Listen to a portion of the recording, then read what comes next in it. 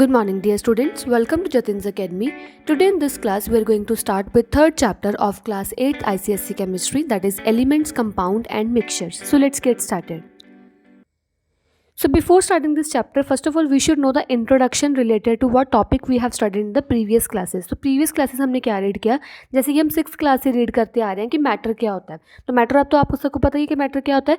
Anything that has मास, जिसका कोई ना कोई मास हो और कोई ना कोई वो स्पेस ऑक्यूपाई करे, उसे हम बोलते हैं कि वो एक मैटर है. ठीक है, जैसे मैटर सॉलिड भी होता है, लिक्विड भी होता है, गैसेस भी होते हैं, तो ये मैटर होता है. अब मैटर की प्रॉपर्टीज़ क्या है, कोई भी अगर हम अपने आसपास चीज़ें देख रहे हैं, वो चीज़ें किससे बनी होती हैं, वो मैटर होती हैं. ठीक है, वो छोटे छोटे पार्टिकल से जोड़ के बनी होती है, जिसका कोई ना कोई मास होता है और कोई ना कोई वो स्पेस ऑक्यूपाई करता है. ठीक है, और जो मैटर है, मैटर अपना स्टेट को चेंज कर सकता है. स्टेट कौन सी होती है, मैटर की 3 स्टेट्स होती हैं, सॉलिड, लिक्विड एंड गैसेस. ठीक है, मैटर की 3 स्टेट्स हैं, सॉलिड, लिक्विड एंड गैसेस, और वो मैटर के अपनी स्टेट्स को चेंज कर सकता है बाय हीटिंग और बाय कूलिंग और बाय प्रेशर ऑल्सो. ठीक है, अभी जो ये सॉलिड, लिक्विड और गैसेस है, मैटर की स्टेट्स है, इसको हम फर्दर भी क्लासीफाई करते हैं प्योर सब्सटेंसेस या मिक्सचर्स में. ठीक है, वन बाय वन हम रीड करेंगे इस चैप्टर में कि प्योर सब्सटेंसेस क्या होता है, मिक्सचर्स क्या होता है. ठीक है, नेक्स्ट हमने पिछली क्लासेस में ये रीड किया था कंजर्वेशन ऑफ मैटर, कि जो मैटर है उसको ना ही हम क्रिएट कर सकते हैं और मैटर को ना ही हम डिस्ट्रॉय कर सकते हैं, उसकी सिर्फ फॉर्म को हम चेंज कर सकते हैं. ठीक है, next we are having pure substances. तो प्योर सब्सटेंसेस में हमने क्या रीड किया था, प्योर जैसे नेम से क्लियर है, प्योर कोई भी जो मैटर होगा सेम काइंड ऑफ एटम से जोड़ के बना होगा, वो हमारे पास प्योर सब्सटेंस होगा. ठीक है, और जो हमारे पास सब्सटेंसेस है उसको हम एलिमेंट्स और कंपाउंड्स में डिवाइड कर सकते हैं. Next we are having atom. So what do you mean by atom. Atom is actually the tiniest part of element. कोई भी अगर मेरे पास एलिमेंट है, एलिमेंट किससे जोड़ के बना है, एलिमेंट जोड़ के बना है एटम्स को. ठीक है, तो एक एटम क्या होगा, एक एटम टाइनेस्ट पार्ट होगा एलिमेंट का, जिसकी अपने यूनिक प्रॉपर्टीज़ होगी. ठीक है, जो ये एटम्स है, ये एटम्स केमिकल रिएक्शन में टेक पार्ट करेंगे. ठीक है, हर एक केमिकल रिएक्शन में टेक पार्ट करते हैं, जैसे कि कार्बन है, हाइड्रोजन है, ऑक्सीजन है, इन सभी के अंदर कौन से एटम्स होते हैं, जैसे कार्बन है मेरे पास, तो कार्बन के अंदर कार्बन के एटम्स होंगे, ऑक्सीजन के अंदर ऑक्सीजन के एटम्स होंगे. ठीक है, केमिकल रिएक्शंस में टेक पार्ट करते हैं. Next we are having characteristics of atoms. तो एटम्स के करेक्टरिस्टिक्स क्या है, जो बहुत सारे एटम्स होते हैं एलिमेंट के, वो रिएक्टिव होते हैं, मतलब दूसरों के साथ रिएक्ट करते हैं, कंबाइन करते हैं, और वो कभी भी अलोन फाइंड आउट नहीं होते. जैसे मैं कार्बन, अकेला ऐसे कार्बन लिख दूँ तो अकेला कार्बन नहीं फाइंड आउट होता, या मैं अकेला ऑक्सीजन लिख दूँ, ओ, ऐसे ओ अकेला नहीं होता, ओ हमेशा O2 की फॉर्म में होगा. कभी भी हाइड्रोजन अकेला नहीं होगा, हाइड्रोजन हमेशा H2 की फॉर्म में होगा. तो हमेशा जो एटम्स होते हैं ना, वो एटम्स कंबाइंड स्टेट में ही फॉर्म होते हैं, वो कभी भी अलोन नहीं हमें फाइंड आउट होते. ठीक है, next point we are having atoms of same element are similar. For example मेरे पास कोई एटम है, मेरे पास यहाँ पे एलिमेंट है कार्बन का. ठीक है, जो कार्बन के अंदर एटम्स होंगे कार्बन के, वो एटम्स जो होंगे वो सब कुछ, उनका जो साइज़ है, शेप है, मास है, वो सब कुछ सेम होगा. और डिफरेंट जो एलिमेंट होंगे, जैसे कार्बन और मैंने ऑक्सीजन ले लिया. ठीक है, इस ऑक्सीजन के अंदर जो एटम्स होंगे, ये एटम्स बिल्कुल डिफरेंट होंगे ये कार्बन के एटम की तरफ से. ठीक है, नेक्स्ट वी आर हैविंग जो एटम्स की प्रॉपर्टीज़ होती हैं वो सेम रहती है. अगर कोई भी एटम के अंदर फिजिकल चेंज आ जाए या केमिकल चेंज आए तो उसकी प्रॉपर्टीज़ सेम रहती हैं. ठीक है, so after atom we are having the topic molecule. तो मॉलिक्यूल क्या होता है, मॉलिक्यूल भी एक स्मॉलेस्ट पार्टिकल होता है एक एलिमेंट का, बट ये क्या करता है, एग्जिस्ट अलोन कर सकता है. जैसे एक एटम भी हमने रीड किया था, स्मॉलेस्ट पार्टिकल है कोई भी एलिमेंट के अंदर, और मॉलिक्यूल भी स्मॉलेस्ट पार्टिकल एटम के अंदर. बट इसमें क्या होगा कि जो मॉलिक्यूल है वो एग्जिस्ट अलोन कर सकता है, और जो एटम है वो कभी भी एग्जिस्ट अलोन कर नहीं सकता. ठीक है, तो मॉलिक्यूल्स क्या होता है, देखो अगर मैं टू और मोर एटम्स को कंबाइन कर दूँ, तो एटम्स को कंबाइन करने पे क्या बनेगा, एक मॉलिक्यूल बनेगा. ठीक है, तो इनकी जो प्रॉपर्टीज़ होंगी वो सब्सटेंस की प्रॉपर्टीज़ के इक्वली होंगी. जैसे ये एटम्स की कुछ प्रॉपर्टीज है, यही एटम की कुछ प्रॉपर्टी है, इन प्रॉपर्टी इस मॉलिक्यूल में भी होगी. ठीक है, next we are having some examples related to molecule. Like first molecule we are having water molecule. तो in water molecule what we are having, हमने क्या किया, हाइड्रोजन और ऑक्सीजन को कंबाइन करके क्या बना दिया, वाटर बना दिया. तो water is nothing but water is one molecule of water. ठीक है, इसमें क्या होगा, इसमें हाइड्रोजन और ऑक्सीजन कंबाइन किए, पर अगर आपको मॉलिक्यूल को बनाना है एटम्स को जोड़ के, तो आपको एटम्स को क्या करना होगा, एक फिक्स्ड रेशो में ही कंबाइन करना होगा.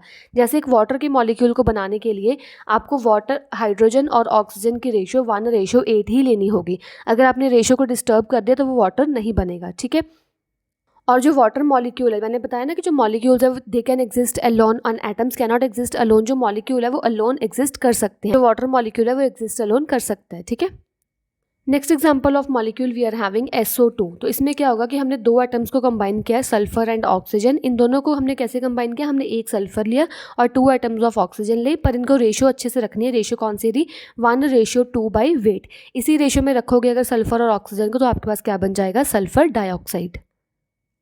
Next example of molecule we are having hydrogen molecule. तो हाइड्रोजन मॉलिक्यूल का फॉर्मूला होता है H2, ठीक है। Hydrogen molecule is H2। इसमें क्या होगा, 2 हाइड्रोजन एटम्स कंबाइन करके एक hydrogen molecule that is H2 बना लेंगे, ठीक है। और जो ये दोनों हाइड्रोजन एटम्स होंगे केमिकली कंबाइंड करेंगे और हाइड्रोजन मॉलिक्यूल्स क्या करेंगे, ऐसे हाइड्रोजन मॉलिक्यूल अलोन एग्जिस्ट कर सकता है। H2 अकेला एग्जिस्ट कर सकता है, अकेला H एटम और अकेला H एटम ऐसे नेचर में एग्जिस्ट नहीं करता। ये सिर्फ H2 कंबाइंड फॉर्म में ही, मॉलिक्यूल की फॉर्म में ही एग्जिस्ट कर सकता है इन्वायरमेंट में। Next, we are having types of molecules. So there are two types of molecule, homoatomic molecules and heteroatomic molecules. जैसे नाम से क्लियर है, होमो का मतलब होता है सेम, अटोमिक मतलब एटम। जो मॉलिक्यूल के अंदर सेम एटम्स लगे होंगे, जैसे H2 है मेरे पास, ठीक है, O2 है, सेम हाइड्रोजन, दो हाइड्रोजन एटम से बना है, दो ऑक्सीजन एटम से बना है। अगर कोई भी मॉलिक्यूल सेम एटम से जोड़ के बना होगा उसको हम होमोटॉमिक बोलेंगे। हेट्रो मतलब डिफरेंट। अभी नेक्स्ट हमारे पास क्या टाइप है, हेट्रोटॉमिक मॉलिक्यूल। हेट्रो मतलब डिफरेंट, एटॉमिक मतलब एटम्स। वो मॉलिक्यूल जो डिफरेंट एटम्स को जोड़ के बना होगा वो हम बोलेंगे उसको हेट्रोटॉमिक मॉलिक्यूल। जैसे कार्बन डाइऑक्साइड, वाटर, NH3, ये सभी क्या होंगे, ये सभी मॉलिक्यूल्स कौन से हैं, heteroatomic molecule. So now we will understand about homoatomic molecule. तो होमो मतलब सेम, अटॉमिक मतलब एटम्स। वो मॉलिक्यूल जिसमें सेम एलिमेंट्स लगे होंगे उसे हम बोलेंगे होमोटॉमिक मॉलिक्यूल। जैसे कि hydrogen, oxygen, nitrogen, sulphur, phosphorus. इसमें अगर आपने देखा हो तो ये सेम एटम से जोड़ के बने हैं, सेम एलिमेंट से जोड़ के बने हैं। जैसे H+H H2, O+O O2, N+N N2, ऐसे सेम एलिमेंट्स को जोड़ के बना हुआ है। तो आप H2 को क्या बोलोगे, आप H2 को बोलोगे, इसके आगे कुछ नहीं मतलब 1 होता है, इसको आप बोलोगे 1 मॉलिक्यूल ऑफ हाइड्रोजन। O2 को क्या बोलोगे, you will say 1 molecule of oxygen. Nitrogen को क्या बोलोगे, 1 मॉलिक्यूल ऑफ नाइट्रोजन। सल्फर को क्या बोलोगे, 1 मॉलिक्यूल ऑफ सल्फर। अगर ऐसे आ गया, मान लो 2S8 आ गया, तो आप बोलोगे 2 मॉलिक्यूल्स ऑफ सल्फर। अगर ऐसे आ गया 3O2 तो आप बोलोगे 3 मॉलिक्यूल्स ऑफ ऑक्सीजन, ठीक है। Next we are having heteroatomic molecule. जैसे मैंने आपको पहले बता दिया, हेट्रो मतलब डिफरेंट, एटॉमिक मतलब एटम्स। वो मॉलिक्यूल जो डिफरेंट एटम्स को जोड़ के बने होंगे उसको हम बोलेंगे हेट्रोटॉमिक मॉलिक्यूल। जैसे फॉर एग्जांपल अमोनिया। अभी अमोनिया कैसे बना है, एक नाइट्रोजन और 3 हाइड्रोजन की कंबाइंड करके वो क्या बना है, अमोनिया मॉलिक्यूल, ठीक है। तो ये वाटर है, वाटर H हाइड्रोजन को जोड़ के बना है, ऑक्सीजन को जोड़ के बना है। जो मेरे पास मॉलिक्यूल्स 2 और मोर एलिमेंट्स को जोड़ के बने या 2 और मोर एटम्स को जोड़ के बने उसे हम क्या बोलेंगे, heteroatomic molecules. Next topic we are having element. जैसे हम वर्ड यूज़ करें ना बार बार एलिमेंट्स, तो एलिमेंट्स होता क्या है, जैसे आपने 1 to 20 सीरीज नेम लर्न किया होगा, हाइड्रोजन, हीलियम, लिथियम, बेरिलियम, ठीक है। ये सभी क्या होते हैं, ये सभी होते हैं एलिमेंट्स नेम, ठीक है। जो एक एलिमेंट होता है ना, एलिमेंट एक सेम टाइप ऑफ एटम्स को जोड़ जोड़ के बना होता है। जैसे हमारे पास हाइड्रोजन है, हाइड्रोजन के अंदर कोई और एटम है, कोई हीलियम का, कोई लिथियम, बेरिलियम का, किसी का एटम नहीं है ना, तो हाइड्रोजन अकेला ही अपने हाइड्रोजन एटम्स को जोड़ जोड़ के बना हुआ है। तो एक एलिमेंट क्या होता है, एक element same type of atoms को जोड़ के बना होता है जिसको हम फर्दर सिंपलर सब्सटेंसेस में ब्रेक नहीं कर सकते, ठीक है। For example we are having iron, gold, ये सभी एलिमेंट्स हैं जो सेम टाइप ऑफ एटम्स को, आइडेंटिकल एटम्स को जोड़ के बने हुए हैं और इसको हम फर्दर ब्रेक नहीं कर सकते। अभी एलिमेंट्स का काउंट कितना है, पूरे हमारे यूनिवर्स में 120 एलिमेंट्स नोन है, मतलब जितने हमें पता है साइंटिस्ट ने फाइंड आउट किए हैं वो 120 एलिमेंट्स हैं, जिसमें से 92 एलिमेंट्स नेचुरली अकरिंग है, नेचुरली हमें मिल गए थे अर्थ सरफेस से।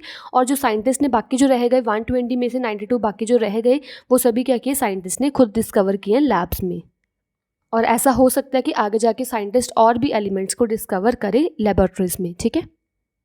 Next we are having characteristics of elements. जैसे कि हमने कैरेक्टरिस्टिक हमें पढ़ा ही है कि जो एटम्स होते हैं, जो एलिमेंट्स होते हैं सॉरी, वो प्योर सब्सटेंस होते हैं। प्योर सब्सटेंस मतलब वो सेम टाइप ऑफ एटम्स को जोड़ के बने होते हैं, ठीक है। सिर्फ ये एक ही काइंड ऑफ एटम्स को जोड़ के बने होते हैं। और जो एलिमेंट्स होते हैं वो एग्जिस्ट नेचुरली, ये हमें नेचुरली भी मिलते हैं और हमें ये आर्टिफिशियली भी मिल सकते हैं या मिले हुए हैं, साइंटिस्ट ने फाइंड आउट किए हैं, ठीक है। ये जो एलिमेंट्स है, एलिमेंट्स आगे 3 मतलब स्टेट्स में हमें फाइंड आउट हो सकता है, मिल सकता है। कौन कौन से, solid, liquid and gaseous state, okay. Now we are having classification for the elements. Elements can be classified into 4 types. First we are having metals, non-metals, metalloids and inert gases. Inert gases को हम noble gases बोलते हैं। One by one हम read करेंगे कि metals क्या होते हैं, non-metals क्या होते हैं, metalloids क्या होते हैं और inert gases क्या होती हैं, ठीक है। तो मेटल्स तो आपने अपनी डेली लाइफ में सुना ही होगा वर्ड्स की मेटल है, मेटल है, सोडियम का मेटल है, मैग्नीशियम मेटल है, कैल्शियम मेटल है, ठीक है। ये सभी क्या होते हैं, मेटल्स होते हैं। मेटल्स मेनली सॉलिड होते हैं रूम टेम्परेचर पे, सिर्फ मरकरी को छोड़ के। मरकरी भी एक मेटल है, पर मरकरी क्या होती है, मरकरी लिक्विड होती है रूम टेम्परेचर पे, ठीक है। मेटल का जो सर्फेस होता है, मेटल का सर्फेस शाइनी होता है, थोड़ा सा ना शाइनी सा होता है, लस्ट्रस होता है। शाइनी को हम क्या बोलते हैं, लस्ट्रस। जैसे अगर आपने गोल्ड देखा हो तो गोल्ड थोड़ा सा शाइनी होता है ना, तो वो क्या होता है, वो एक मेटल है। और इसको हम क्या कर सकते हैं, मेटल को वायर्स में भी ब्रेक कर सकते हैं और मेटल को हम थिन शीट्स में भी ब्रेक कर सकते हैं। अगर तो मेटल को आप वायर्स में कन्वर्ट कर दो तो उसको हम डक्टिलिटी प्रॉपर्टी बोलते हैं मेटल्स की, और अगर आप मेटल्स को थिन शीट्स में कन्वर्ट कर दो तो उसको हम मैलेबिलिटी प्रॉपर्टी बोलते हैं मेटल्स की, ठीक है। और मेटल्स के अंदर जो हीट है वो पास कर सकती है, वो हीट को कंडक्ट कर सकता है, प्लस वो इलेक्ट्रिसिटी को भी अपने अंदर से पास कर सकता है, कौन, मेटल्स, ठीक है। और अगर आपको कोई भी एलिमेंट नेम से पता करना हो कि वो मेटल है कि नॉन मेटल है, तो आप क्या करोगे, आपने उसकी कॉन्फ़िगरेशन लिखनी है। फॉर एग्जांपल मेरे पास सोडियम है, सोडियम का सिंबल Na, ठीक है। आपने सोडियम का एटॉमिक नंबर चेक करना है कितना होगा, एटॉमिक नंबर विल बी 11, तो आपने कॉन्फ़िगरेशन लिखनी स्टार्ट कर देनी है 2 8 1। अगर तो लास्ट शेल में 1 2 और 3 इलेक्ट्रॉन्स हों तो वो जो मतलब एलिमेंट होता है वो मेटल होता है। और अगर उसके लास्ट शेल में, ये होगा मेटल, ठीक है। अगर उसके लास्ट शेल में 5 6 7 होंगे एलिमेंट्स, सॉरी 5 6 एंड 7 होंगे इलेक्ट्रॉन्स, तो उसे हम क्या बोलेंगे, नॉन मेटल। तो आप किसी भी एलिमेंट की इलेक्ट्रॉनिक कॉन्फ़िगरेशन देख के भी बता सकते हो कि वो जो एलिमेंट है वो मेटल है कि नॉन मेटल है। और जिसके लास्ट शेल में फुली फिल्ड इलेक्ट्रॉन्स होंगे, फुली फिल्ड मतलब पूरे 8 इलेक्ट्रॉन्स फिल्ड होंगे, तो वो कौन से होंगे, वो नोबल गैसेज या इनर्ट गैसेज होंगी। Next we are having non metals. तो नॉन मेटल्स क्या होता है, नॉन मेटल यूजुअली लिक्विड और गैसेज फॉर्म में होते हैं, ठीक है। जैसे मेटल्स से सॉलिड स्टेट में होते थे, और जो नॉन मेटल्स है वो लिक्विड और गैसियस स्टेट में होंगे, ठीक है। इनका जो सरफेस होगा थोड़ा सा डल होगा, जैसे कार्बन है या सल्फर है, ठीक है। ये थोड़े से क्या होते हैं, डल सरफेस के होते हैं। और इनको हम क्या कर सकते हैं, कोई मतलब शेप अच्छे से, जैसे हम मेटल्स को तो वायर्स में या शीट्स में कन्वर्ट कर सकते हैं ना अच्छे से, बट इनको नॉन मेटल्स को हम अच्छे से रीशेप नहीं कर सकते। तो इनका प्रॉपर्टी क्या है, non malleability and non ductility. इसको ना ही हम मैलेबल बना सकते हैं, शीट्स में कन्वर्ट कर सकते हैं, और ना ही डक्टिलिटी प्रॉपर्टी आ सकती है कि उसको वायर्स में कन्वर्ट कर दें। और जैसे मेटल्स में हीट और इलेक्ट्रिसिटी पास करता था, और इनमें क्या होगा, इनमें कोई भी हीट या इलेक्ट्रिसिटी पास नहीं करेगा, ठीक है। जैसे कि एग्जांपल्स है hydrogen, oxygen, nitrogen, sulphur, solid carbon, ये सभी क्या होते हैं, नॉन मेटल्स होते हैं। Next topic we are having metalloids. तो मेटालॉइड्स का मतलब क्या है, वो सब्सटेंसेस जिसमें कुछ प्रॉपर्टीज़ मेटल की और कुछ प्रॉपर्टीज़ नॉन मेटल की हो। हमने प्रॉपर्टीज़ रीड की ना कि मेटल्स की प्रॉपर्टी क्या होती है, नॉन मेटल्स की प्रॉपर्टी क्या होती है। तो वो सब्सटेंसेस जिनमें कुछ की प्रॉपर्टीज़ मेटल की हो और कुछ की प्रॉपर्टीज़ नॉन मेटल की हो, वो कौन से होते हैं, मेटालॉइड्स। मेटालॉइड्स को हम सेमीकंडक्टर्स भी बोलते हैं। क्या बोलते हैं, सेमीकंडक्टर्स, ठीक है। मेटालॉइड्स और सेमीकंडक्टर्स आर सेम थिंग, जिसमें कुछ प्रॉपर्टीज़ मेटल की और कुछ प्रॉपर्टीज़ नॉन मेटल की होंगी। जैसे सिलिकॉन है, बोरॉन है, जर्मेनियम। आपने एग्जांपल्स लर्न रखनी है कि ये जो सभी एलिमेंट्स हैं ये कौन से, ये मेटालॉइड्स हैं, ठीक है। मतलब कुछ टाइम पे ये मेटल्स की तरह बिहेव करते हैं और कुछ टाइम पे नॉन मेटल्स की तरह बिहेव करते हैं। Next topic we are having noble gases. तो नोबल गैसेस क्या, जैसे हमने रीड किया कि जो मेटल्स थे वो सॉलिड थे रूम टेम्परेचर पे, नॉन मेटल्स लिक्विड और गैशियस थे रूम टेम्परेचर पे। सिमिलरली जो नोबल गैसेस हैं वो क्या होंगी, गैशियस होंगी एट द रूम टेम्परेचर, ठीक है। इनकी रिएक्टिविटी भी काफ़ी लो होगी, ये बहुत कम रिएक्ट करेंगे किसी और एलिमेंट्स के साथ, क्योंकि ये काफ़ी अनरिएक्टिव होते हैं, मतलब दूसरों के साथ रिएक्ट नहीं करते एलिमेंट्स के साथ, इसीलिए हम इसको नोबल भी बोलते हैं। नोबल मतलब किसी के साथ ना रिएक्ट करना, अपने आप में रहना, इसको हम नोबल गैसेस बोलते हैं। और इनर्ट गैसेस बोलते हैं, for example helium, neon, argon, krypton, ये सभी क्या होते हैं, नोबल गैसेस। और अगर आपको इलेक्ट्रॉनिक कॉन्फिगरेशन देख के बताना है कि ये नोबल गैसेज है, तो अगर लास्ट शेल में फुली फिल्ड है, फॉर एग्जांपल आपके पास एलिमेंट का नेम है नियॉन, ठीक है। नियॉन का एटॉमिक नंबर क्या होता है, 10 होता है। इसकी कॉन्फिगरेशन लिखो 2 and 8। लास्ट शेल में फुली फिल्ड 8 इलेक्ट्रॉन्स है ना, तो मतलब अगर फुली फिल्ड 8 इलेक्ट्रॉन्स हो तो वो क्या होती है, नोबल गैसेज होती हैं, ठीक है। Next topic we are having compounds. Compounds क्या होता है, देखो कंपाउंड्स होता है कि जब 2 और मोर एलिमेंट्स कंबाइन करें, केमिकली कंबाइन करें फिक्स्ड रेशियो में, तो वो क्या बना लेते हैं, कंपाउंड्स। अब यह बोलोगे तो हमने ये रीड किया था कि अगर 2 और more atoms of that element combine, they are also forming molecules also. अगर 2 या 2 से एटम कंबाइन कर दो तो वो मॉलिक्यूल्स भी बनाते हैं।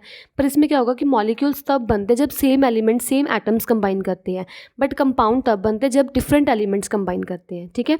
तो मॉलिक्यूल्स और कंपाउंड में डिफरेंस है।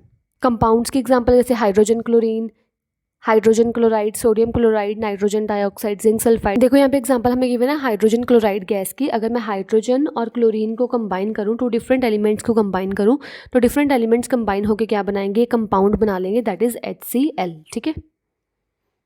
So next we are having properties of compounds. तो कंपाउंड की प्रॉपर्टीज़ क्या है? पहले तो हमारे पास फिजिकल प्रॉपर्टीज़ कि जो कंपाउंड्स होते हैं उनके कोई ना कोई अच्छे से फिजिकल स्टेट होती है, उसकी डेंसिटी होती है, कलर होती है, ऑर्डर होता है, ऑर्डर मतलब स्मेल होता है, टेस्ट होती है, मेल्टिंग बॉइलिंग पॉइंट होते हैं कंपाउंड्स के, ठीक है। केमिकल प्रॉपर्टीज़ क्या है कि जो कंपाउंड्स है वो दूसरे एलिमेंट्स या दूसरे सब्सटेंसेस के साथ रिएक्ट कर सकते हैं।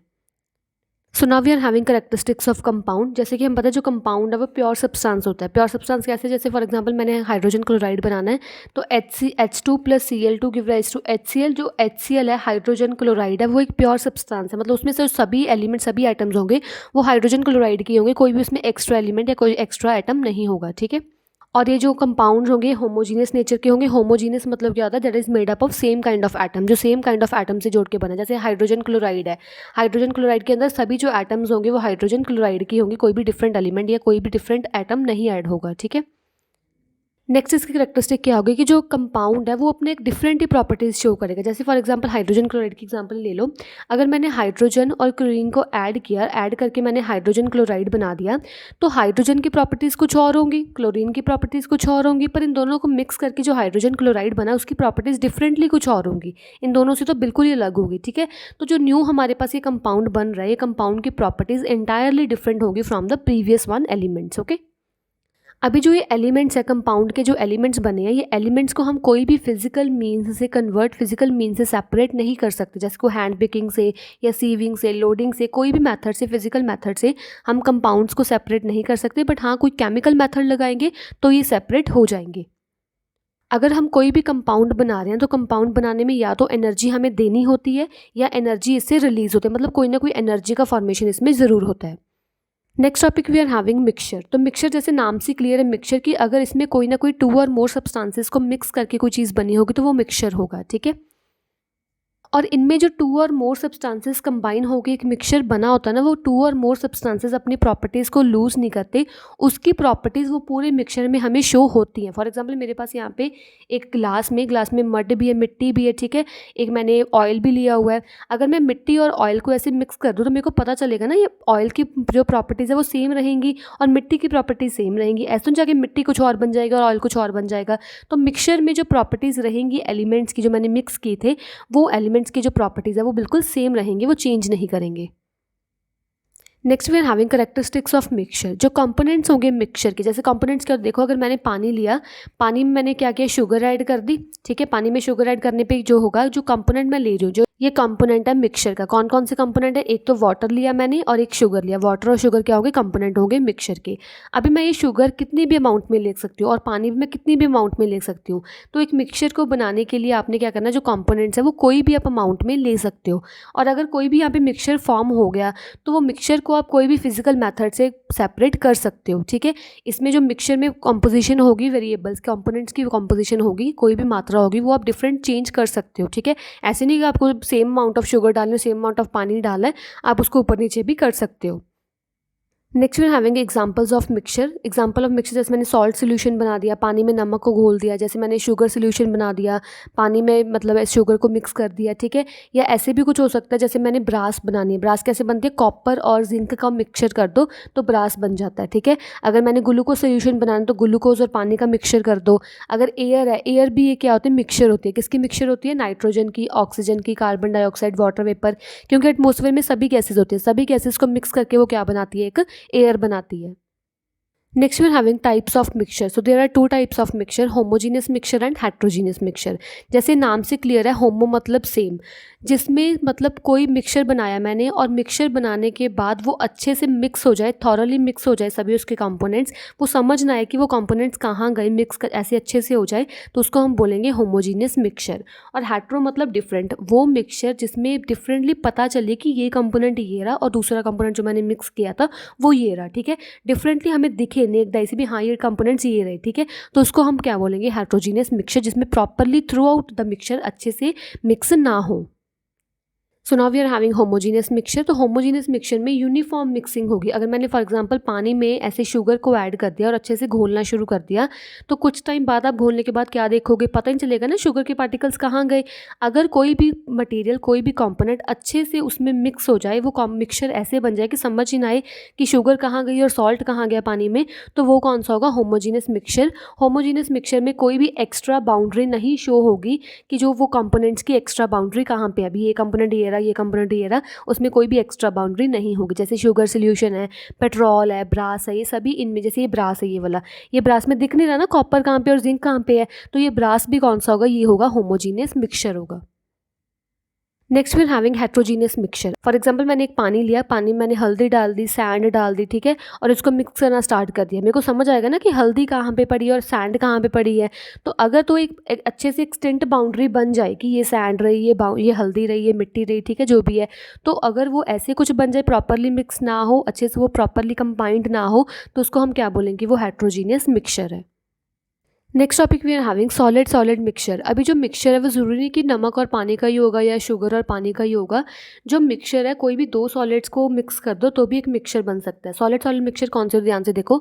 अगर मैंने क्या किया, कॉपर और जिंक को कंबाइन कर दिया, तो कॉपर और जिंक कंबाइन होकर ब्रास बना लेंगे, तो ये दोनों का सोल्यूशन क्या होगा, दोनों का मिक्सचर क्या होगा, होमोजीनियस मिक्सचर। मैंने आपको दिखा था ना ये वाला ब्रास, मतलब ब्रास में पता ही नहीं चलेगा कि कॉपर कहाँ पे और जिंक कहाँ पे है, तो एक होमोजीनियस मिक्सचर बन जाएगा। अगर मैंने स्टील बनाना है, तो स्टील में देखो आयरन और कार्बन को कंबाइन करते हैं स्टील बनाने के लिए, ये भी एक होमोजीनियस मिक्सचर बनता है। अगर ब्रॉन्ज बनाना है, ब्रॉन्ज को कॉपर और टिन को ऐड कर दो तो ब्रॉन्ज बन जाएगा, ये भी एक होमोजीनियस मिक्सचर है।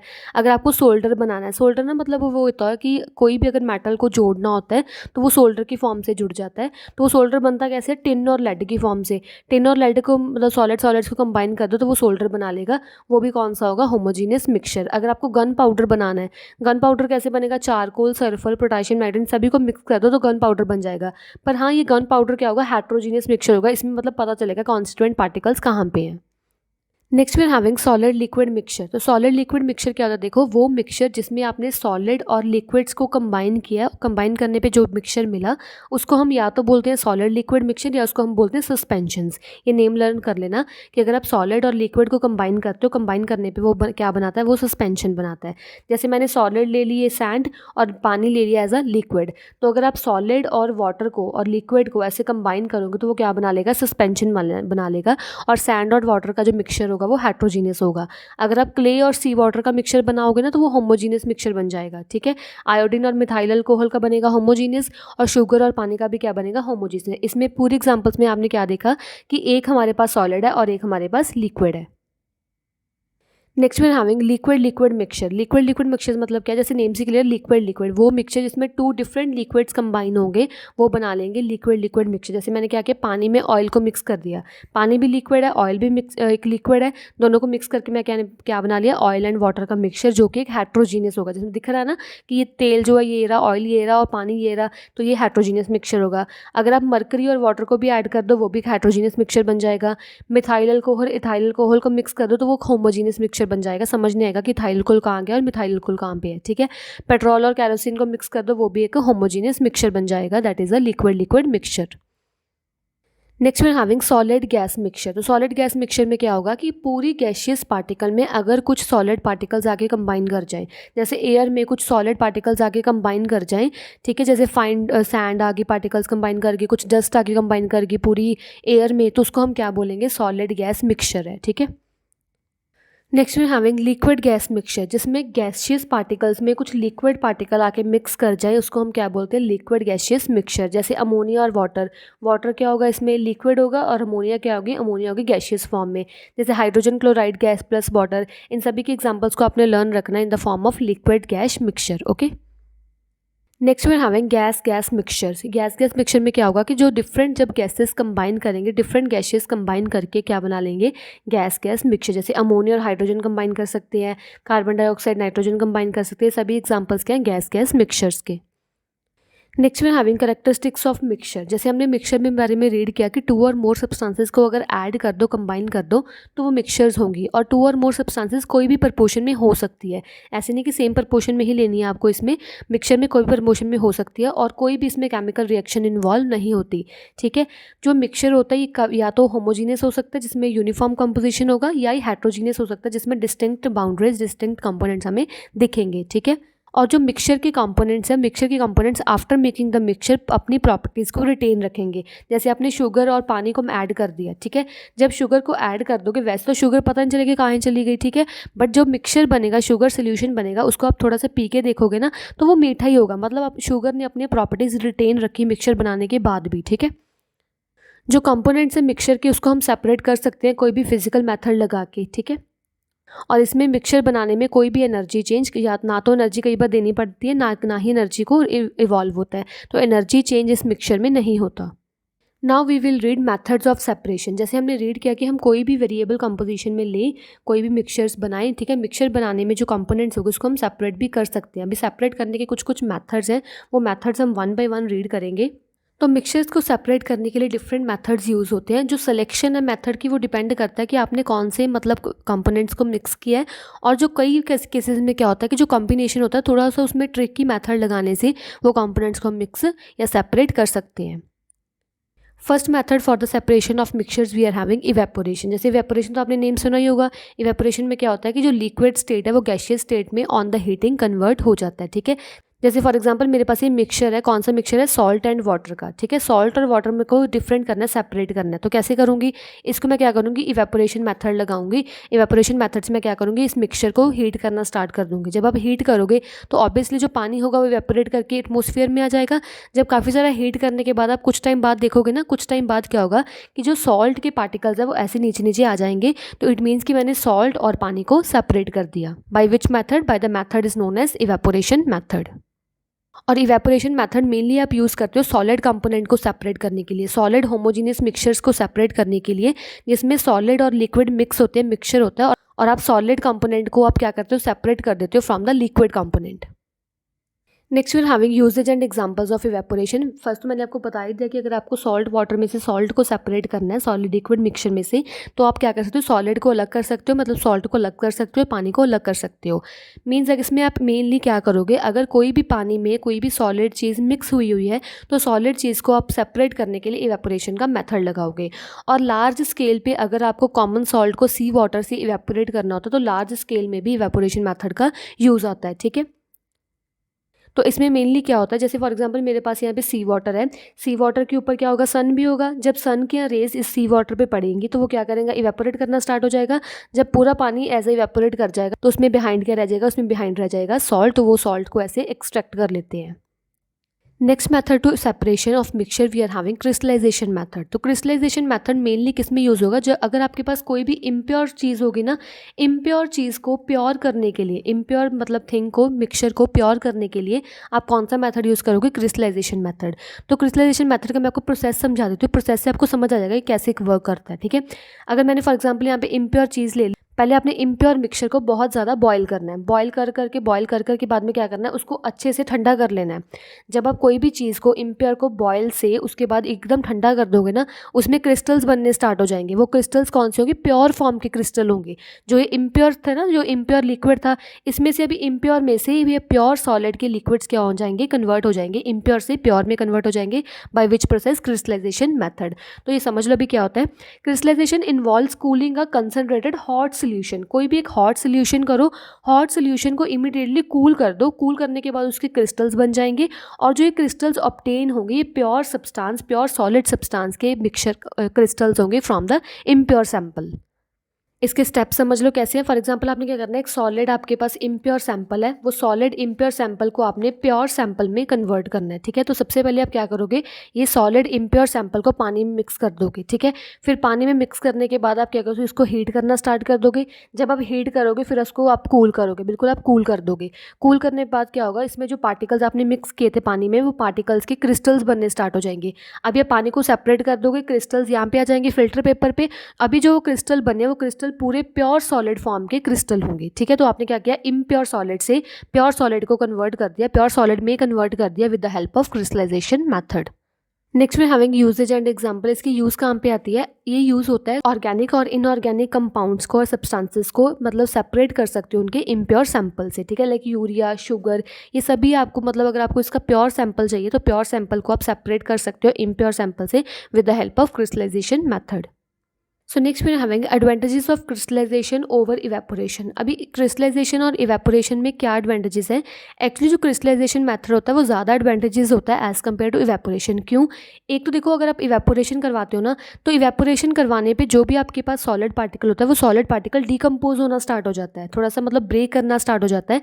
तो क्रिस्टलाइजेशन में ये मेथड नहीं होता, क्रिस्टलाइजेशन में कोई भी डिकम्पोजिशन नहीं होती सॉलिड सब्सटेंस की, वो बिल्कुल एज अ प्योर फॉर्म ऐसे ही बाहर आ जाता है, ठीक है। और ऐसे होता है कि जो इम्प्योर सब्सटेंसेस होते हैं, प्योर इवेपोरेशन में कोई भी इम्प्योर सब्सटेंसेस रिमूव नहीं होते, ठीक है।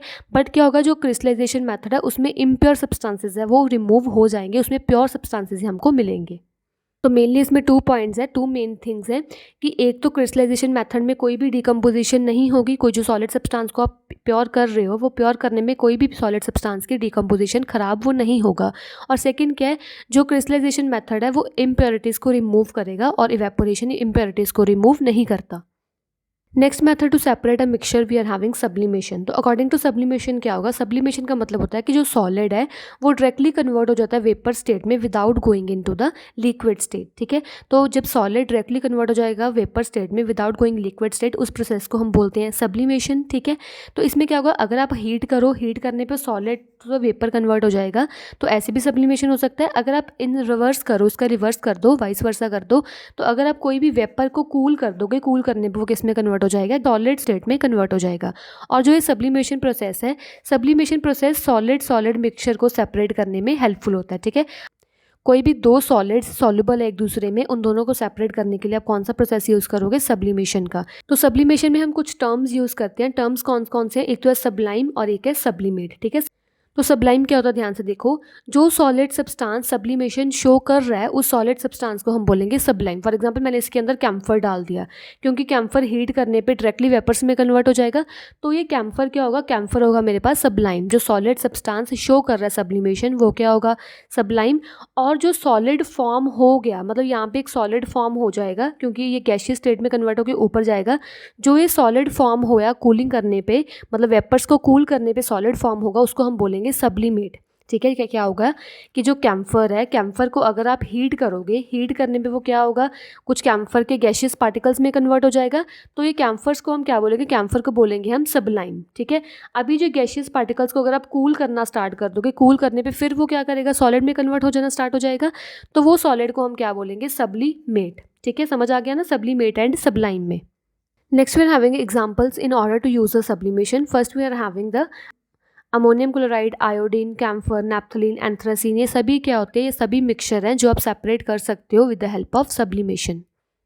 Now we are having the experiment to separate the common salt and ammonium chloride. जैसे मैंने आपको बताया कि जो सब्लिमेशन है वो सॉलिड सॉलिड मिक्सचर को सेपरेट करने के लिए हेल्पफुल होता है, ठीक है। अगर मैंने एक सॉलिड ले लिया अमोनियम क्लोराइड और एक सॉलिड ले लिया सॉल्ट, इन दोनों को भी मैंने सेपरेट करना है। सेपरेट कैसे करूँगी, with the help of sublimation. Sublimation में आप क्या करोगे, एक तो आप क्या करोगे, बर्नर लोगे, ठीक है, एक आप फनल लोगे, ये वाली क्या होती है, फनल होती है, ठीक है। एक आप ट्राईपॉड स्टैंड, ये वाला होता है हमारे पास ट्राईपॉड स्टैंड। यहाँ पे होती है वायर ग्यूज, ठीक है। वायर गॉज ऐसे करके ना, ऐसे करके वायर गॉज होती है, आपने शायद केमिस्ट्री लैब में देखी हो, ये वायर गॉज होती है, ठीक है। एक आप वॉच ग्लास लोगे, स्पैचुला लोगे, मतलब सभी सामान सब कुछ लेके फिर आप एक्सपेरिमेंट करना स्टार्ट करोगे। तो अकॉर्डिंग टू एक्सपेरिमेंट क्या होगा, आपने इस फनल में एक तो अमोनियम क्लोराइड और सॉल्ट का मिक्सचर डाल देना है, ठीक है। फिर हमने क्या करना है, इस पूरे जो ग्लास है उसको हमने क्या करना है, हीट करना स्टार्ट कर देना, फनल को हीट करना स्टार्ट कर दिया। जब आप हीट करना स्टार्ट करो, क्योंकि आपको पता है जो अमोनियम क्लोराइड इसके अंदर प्रेजेंट है, अमोनियम क्लोराइड सब्लिमेबल सब्सटेंस है। सब्लिमेबल सब्सटेंस मतलब क्या है, वो हीट लेने पे किस में कन्वर्ट हो जाएगा, वो गैसियस स्टेट में कन्वर्ट हो जाएगा। ऊपर जाके क्या होगा कि जो अमोनियम क्लोराइड के थोड़े से वेपर्स होंगे ना, वो सॉलिड पार्टिकल्स यहाँ पे आके स्टिक हो जाएंगे। क्यों स्टिक हो जाएंगे, क्योंकि यहाँ पे आके क्या होगा, वो कूल होना स्टार्ट हो जाएगा। जब कभी भी गैसियस पार्टिकल कूल होंगे, कूल आके वो फिर सॉलिड सब्सटेंस में कन्वर्ट होकर यहाँ पे सेपरेट हो जाएंगे, ठीक है। तो सॉल्ट इसके अंदर अंदर रह जाएगा, अमोनियम क्लोराइड यहाँ पे आ गया, तो हमने क्या किया, सॉल्ट और अमोनियम क्लोराइड को सेपरेट कर दिया with the help of sublimation.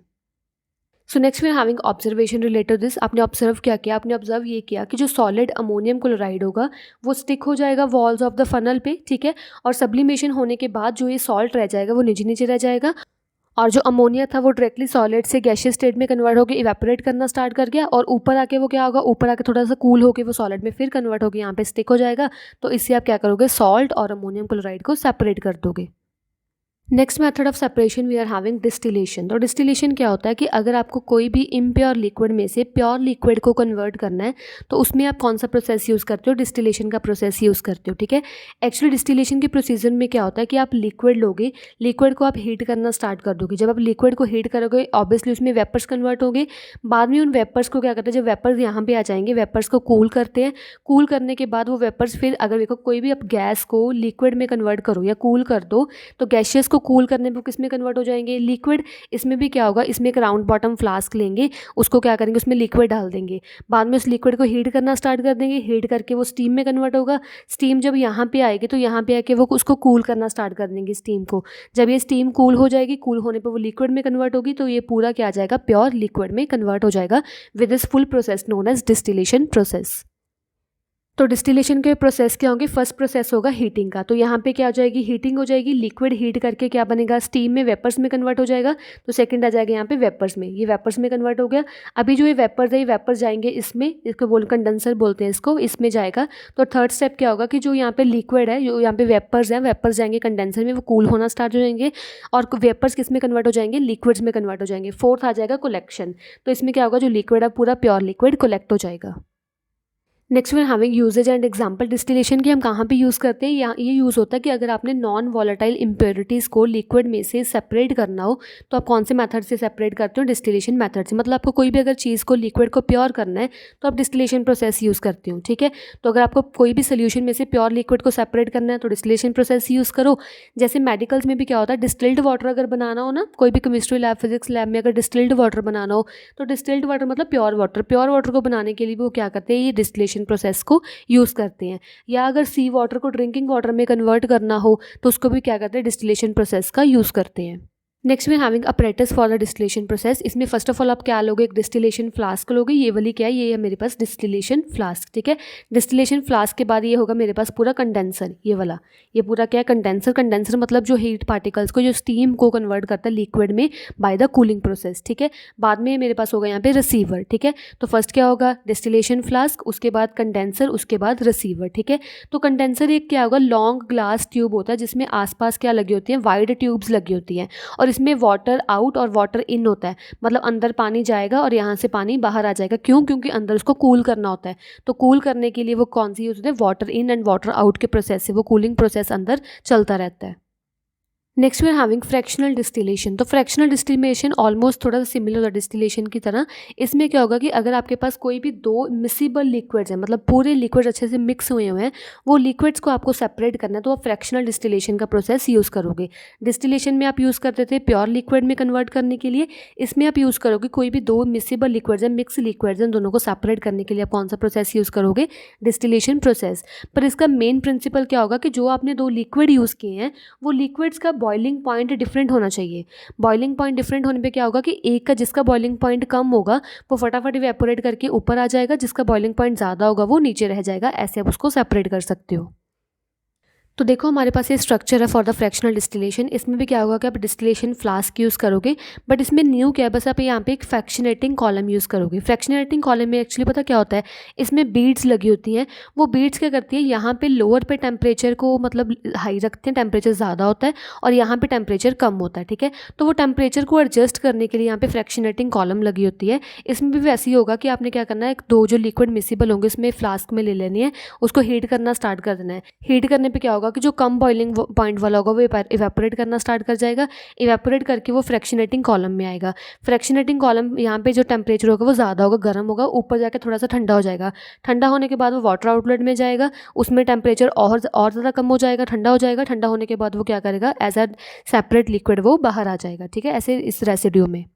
तो इसको हम मेनली पेट्रोकेमिकल इंडस्ट्री में यूज़ करते हैं, जब आपने रिफाइंड क्रूड ऑयल को सेपरेट करना हो, रिफाइन करना हो क्रूड ऑयल को, ठीक है, या आपने गैसोलीन, डीजल, कैरोसिन, इन सभी कंपोनेंट्स में इसको सेपरेट करना हो, ठीक है।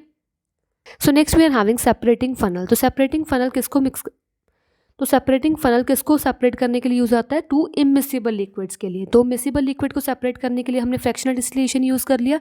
अगर आपके पास कोई भी दो इमिसिबल लिक्विड, जैसे मैंने ऑयल ले लिया और एक मैंने वाटर ले लिया, ठीक है, ऑयल और वाटर का मैंने सेपरेट करना, सेपरेट करने के लिए मैं क्या यूज़ करूँगी? Separating funnel. सेपरेटिंग फनल एक मेनली फनल होती है।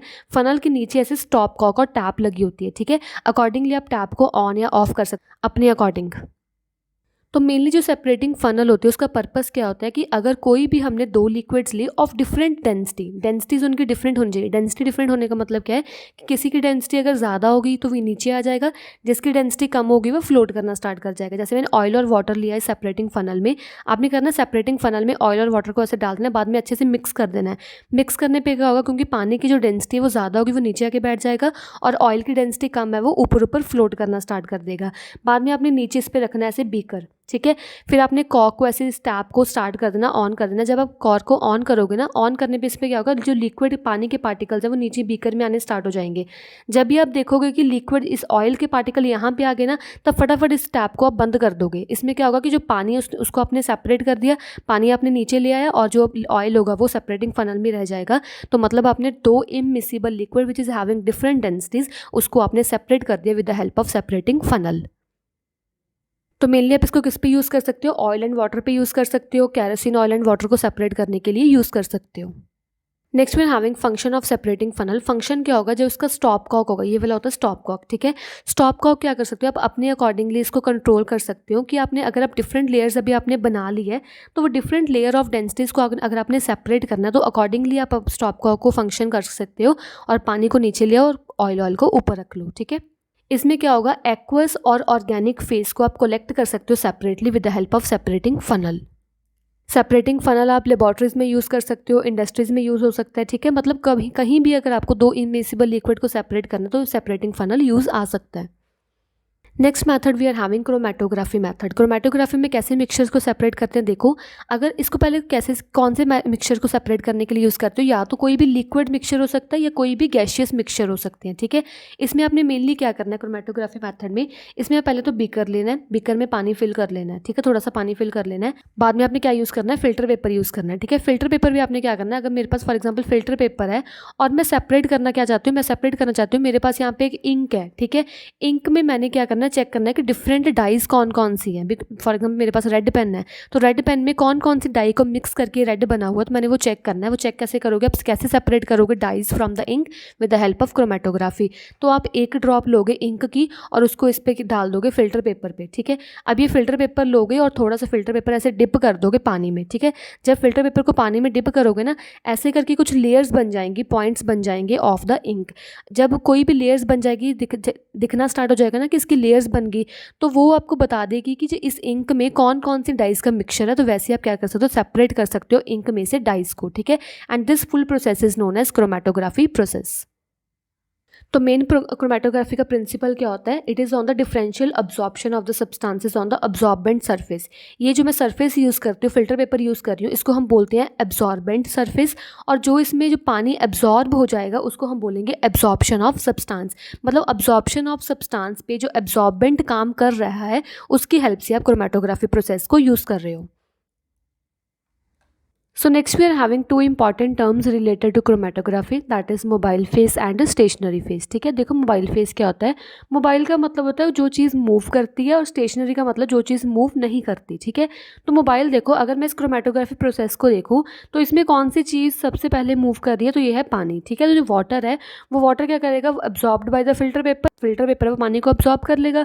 अगर वो पानी फिल्टर पेपर से अब्जॉर्ब हो रहा है, मतलब वो ऊपर जा रहा है पानी ऐसे फ्लो करके यहाँ से फिल्टर पेपर पे जा रहा है, तो ये मूव कर रहा है ना।